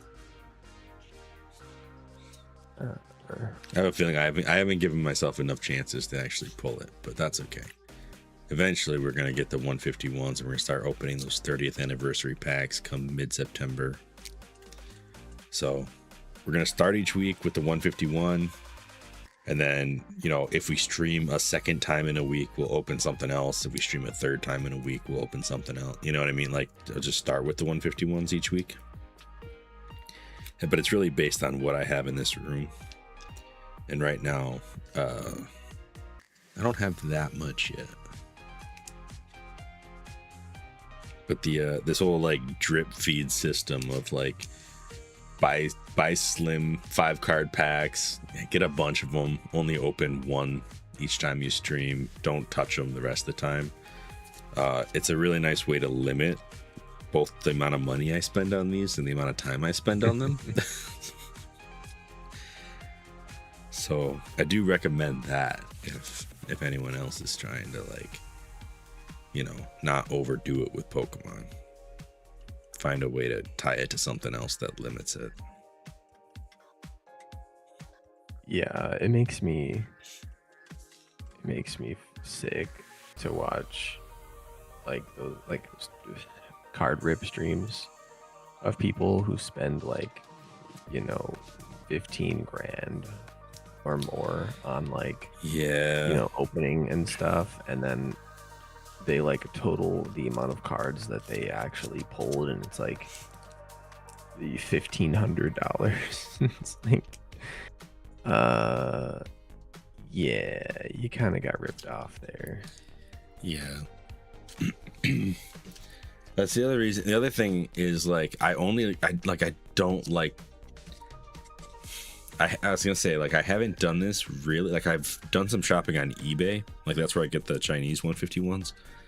But like those ones don't go for much more than their market value anyway. Like, you end up paying for the shipping, and that's kind of where the cost comes from. But they still kind of work out to about 50 cents a card, maybe a little bit more depending on where you get them from.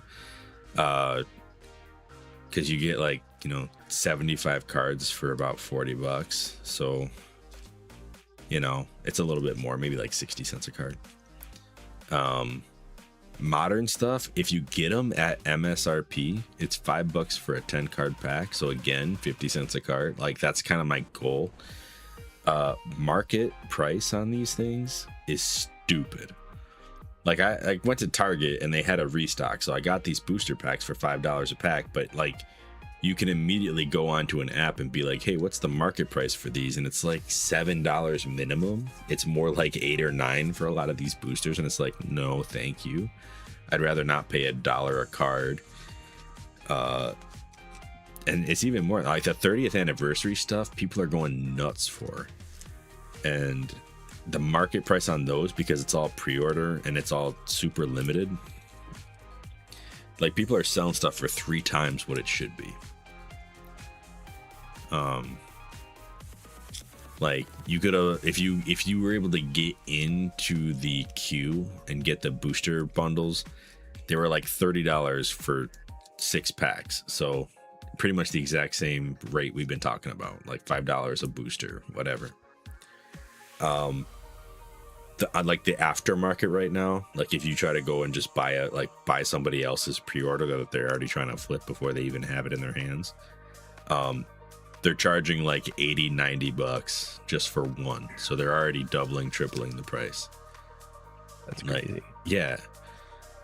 And that I can't deal with that. I'm like, I'm not that in love with Pokemon cards that I'm gonna go ahead and spend that much money just to try to get them.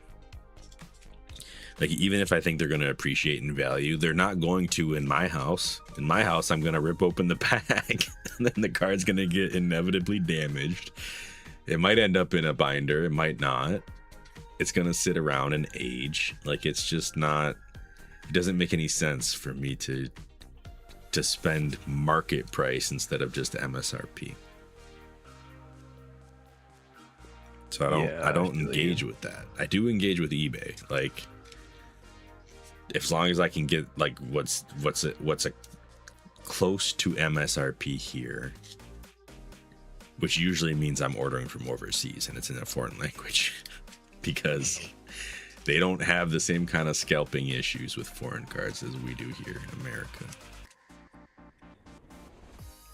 Reminds me of the recent Pokemon, it was Pokemon Go event that happened. I don't know the details because I didn't really read up on it, but there was like a Pokemon event. I think it was in New York City. It was like very sorry, I just got distracted. It was very like locked down. Like you had to be invited to the event, and then like you couldn't just go. And you get like a complimentary like Mewtwo something. I don't know if it was like in Pokemon Go or if it was like a card, like a the TCG Times Square card. Mewtwo. I think it was a Pokemon Go thing. Yeah. It was like, I think something like, and people are selling it on eBay, and people are getting so mad because they're selling it for, like, they're like something that someone would cherish, right? And like someone's selling it for absorbent prices on eBay, and people are just getting so worked up because they're like, you get this thing that only a certain amount of people can get, and you're getting rid of it and selling it for money. They're so mad. I mean, that's just what people do. Like, yeah, that's Pokemon. I don't know what to tell you. Like, it is very weird. Like, I've heard that they've like done some research about this, and I guess people get like the same kind of I'm trying to think what the word is for it. Psychological response, I guess. Neurological response when they look at Pokemon cards or like watch Pokemon or think about Pokemon. Like our brains react to them the same way as we do actual animals. Like we almost like think of them as like pets or something. So it is weird because like even I think it's kind of funny because like the first movie almost addresses this directly, where like, you know, in some cases it's like, hey, isn't this a show about like enslaving animals and forcing them to fight each other? And then there's the other thing of like, no, actually it's about the stories of companionship and trying to overcome challenges together. And it's like, oh, okay, great. And then you have this like angle here of like, hey, we can tell that you care a lot about this, which for me means I can make a lot of money. It's like, all right, so how deeply are we gonna care about these things? Because end of the day, this is all fiction and it's all like merchandise. So like if we're gonna cherish it, like that seems to be a normal response, but at the same time, if you're gonna sell it, that is also a normal response because they're not real. You know what I mean? Like, like I can see why there would be conflict between different ways of thinking about this, but the truth is that it's like emotions for sale. that is kind of the whole deal. Kind of digital emotion.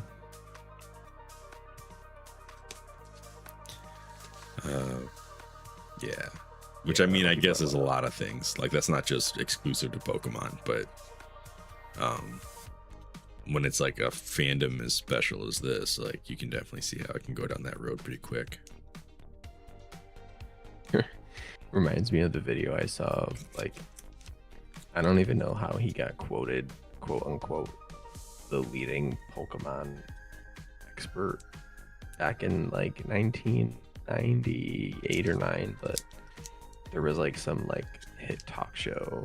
Like, I don't know if it was like Jay Leno or one of those like talk shows from the 90s. And the guy, like, somehow whoever the talk show host was or the show like got this guy on the show because Pokemon was like a huge craze back. I mean, well, like it was the new craze back in like, Oh the late yeah, 90s. yeah. And so they like had like this guy in this talk show, and like it was just a YouTube short that I watched this from, but the guy, they're like, welcome this like Pokemon expert. I'm like, first off, how do you get classified as a Pokemon expert in the 90s? Sure. What criteria do you beat to be a Pokemon expert? And then they like asked him some questions, like, so like, you know, like just generic questions about Pokemon. They're like, what do you like, how long of a craze do you see this going on for, like with the trading cards in the game and like the new show that's being like launched? And he's like, oh, you know, the show might be a little bit of a long runner, but the trading card game, I mean, you know, that's just a kid craze. You know, it's going to be in and out in a few years, so make sure you get your kids while you can. And you know, the games, like, you know, we haven't seen that many franchises really kick off, you know, for a long time. So yeah, we estimate maybe you know 2 or 3 games and all that. So we really just think the show is going to be the one that's going to get about, you know, 1 or 2 seasons, and then the initial hype's going to die down. Yeah. I was just like listening to this. I went to the comments. The comments were brutal to this guy. Aged like milk type stuff, right? Yeah. Like, yeah. Yeah. And so people were just like, some expert. But for real, it does beg the question, like, how do you get this title? And like, you get like invited on like a national, like a super, like it'd be like the equivalent of like being on Jimmy Fallon today, kind of like, Yeah, you know, yeah. vibe. It's like how I mean, he might just have been like a forerunner in this space. I don't know, but it's just really funny. Yeah. And then there was like talks of like, you know, like he said something about like it's not really for kids. It's for teens and adults. Yeah. And he said it like right there, like it's like the people who are going to be buying, like this was the only part he was right on, which did blow my mind. But he's like, the only people who are going to be buying this are going to be the adults. That's going to be the majority audience here, not the kids. He's like, the kids, you know, maybe the trading card game, but Yeah. it's like, I mean, adults are buying it for their kids though. Like that is, but that, I mean, that's like such a technicality. Like, why would you? he was like 20 years too early, because he, like, we were kids when we played it, and then Yeah. like we're now adults who have nostalgia for it. So he technically was right. He just was 20 years off. Gotcha. I don't know. It was funny.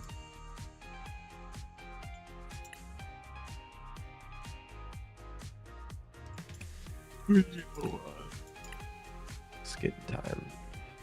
It's getting time. So you said. Yeah, I stayed up late last night with Cam doing Void Crew, so I think I'm gonna call it. All right. Try to get some sleep. All right.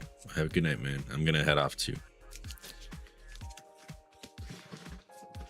Catch you later. Yeah. Catch you later. All right, everybody. If you're still here on stream, thank you for being here. Thank you for watching. We will catch you guys on another stream. Our limit for packs in a week is now up to 3 because we just got so much stuff in that we can pretty much roll it that way till the end of the year and be okay. So yeah, we're pretty much set. But y'all, if you see us at all the rest of the week, you know, want to stop back in, want to follow along, we'll probably play more of this, but we also play some other games. We've been doing a lot of Slay the Spire lately. I expect Splatoon Raiders to be in later this week. We might jump back into Star Fox at some point too. But y'all have a good night, and I'll catch you later. Peace out.